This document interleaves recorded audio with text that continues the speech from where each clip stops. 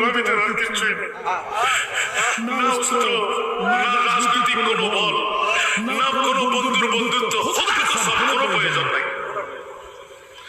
রসূলে খুদা কি গোলামি में क्या है, जरा तो गुलामी में आकर तू देखो, गुलामी है बादशाही से बेहतर, गुलामी है